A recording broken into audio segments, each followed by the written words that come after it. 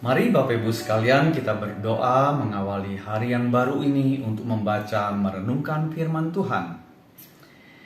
Bapa di surga, kami sungguh memohon pertolongan Tuhan untuk menjalani hari-hari kehidupan kami. Berkatilah bacaan renungan firman-Mu. Dalam nama Yesus kami berdoa. Amin. Nah Bapak Ibu sekalian, pembacaan firman Tuhan dari Kisah Rasul pasal 24 ayat 10 sampai 23. Tapi saya hanya membacakan ayat 10 sampai 14, 21 sampai 23 daripada Kisah Para Rasul pasal 24. Lalu wali negeri itu memberi isyarat kepada Paulus bahwa ia boleh berbicara. Maka berkatalah Paulus, "Aku tahu bahwa sudah bertahun-tahun lamanya engkau menjadi hakim atas negeri ini. Karena itu tanpa ragu-ragu aku membela perkaraku ini di hadapanmu. Engkau dapat memastikan bahwa tidak lebih dari 12 hari yang lalu aku datang ke Yerusalem untuk beribadah." Itu 12 hari yang lalu tercatat di dalam pasal 21 ayat 27. "Dan tidak pernah orang mendapati aku sedang bertengkar dengan seseorang atau mengadakan huru-hara, baik di dalam bait Allah maupun di dalam rumah ibadat atau di tempat lain di kota. Dan mereka tidak dapat membuktikan kepadamu apa yang sekarang dituduhkan mereka kepada diriku. Tetapi aku mengakui kepadamu bahwa aku berbakti kepada Allah nenek moyang kami dengan menganut jalan Tuhan, yaitu jalan yang mereka sebut sekte. Aku percaya kepada segala sesuatu yang ada tertulis dalam hukum Taurat dan dalam kitab nabi-nabi." Saya melompat kepada ayat 21. "Atau mungkinkah karena satu-satunya perkataan yang aku serukan ketika aku berdiri di tengah-tengah mereka, yakni, karena hal kebangkitan orang-orang mati, aku hari ini dihadapkan kepada kamu. Tetapi Felix, yaitu gubernur Felix atau wali negeri Felix, yang tahu benar-benar akan jalan Tuhan, menangguhkan perkara mereka. Katanya, setibanya kepala pasukan Lisias di sini, aku akan mengambil keputusan dalam perkaramu."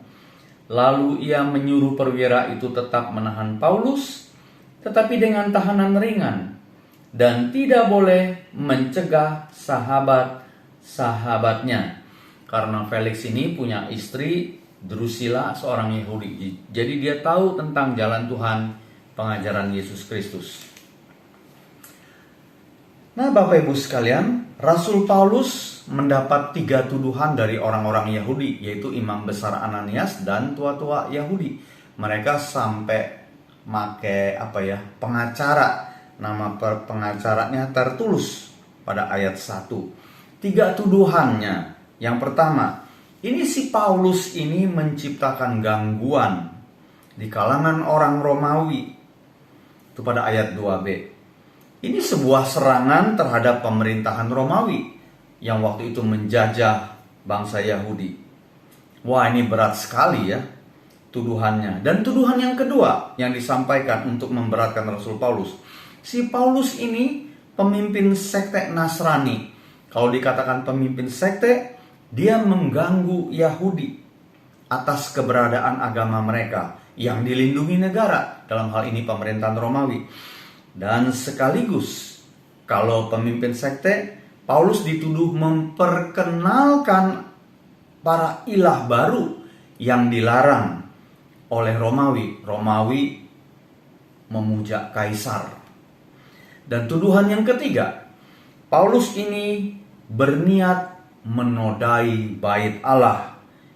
Nah, kalau sampai mau menodai bait Allah, misalnya dengan tuduhan mengajak masuk orang non-Yahudi, itu terdapat di pasal-pasal sebelumnya, ini sebuah kejahatan yang perlu dihukum oleh orang Yahudi.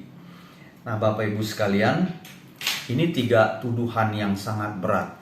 Sebab itu tadi di dalam pembacaan kita, Paulus menjelaskan atau mengklarifikasi keadaan dirinya. Dikatakan, yang nuduh saya yang pakai pengacara Tertullus pada ayat 1 dan 2 kita lihat nggak bisa membuktikan apa yang dituduhkan.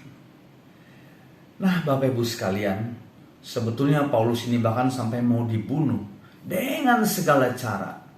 Pelajaran apa yang kita dapat buat kehidupan kita hari ini? Sebetulnya kita sebagai anak-anak Tuhan, sama seperti Rasul Paulus dipanggil untuk menjadi garam, menjadi terang. Untuk mencapai ke sana, segala macam upaya dipakai untuk menjatuhkan sehingga kita tidak menjadi garam dan terang memberitakan kasih Tuhan. Kalau tidak bisa dari luar, dari pemerintah, dari dalam sendiri. Saudara-saudara daripada Paulus, bangsa Yahudi juga melakukan hal yang sama. Mereka semua tidak takut akan Tuhan, melakukan agama hanya formalitas. Nah, hari ini biarlah kita mengoreksi diri Bapak Ibu sekalian. Apakah kita sungguh-sungguh takut akan Tuhan? Kalau takut akan Tuhan, tentu gangguan akan ada untuk kita lemah, tidak memuliakan nama Tuhan. Sebab itu kita bersyukur firman Tuhan mengingatkan untuk kita terus memberitakan kasih Tuhan sampai kematian menjadi bagian kita. Amin. Mari kita berdoa. Tuhan, tolong setiap kami jemaat-Mu yang di dalam kesusahan. Mungkin di rongrong pemerintah, di rongrong ekonomi, di rongrong kesehatan, di rongrong keluarga yang tidak harmonis. Biarlah kami ingat satu hal. Di dalam Tuhanlah ada kepastian untuk kami dimerdekakan. Sehingga kami bisa menjalani hidup ini. Sehingga terang Kristus terus bersinar di dalam hidup kami.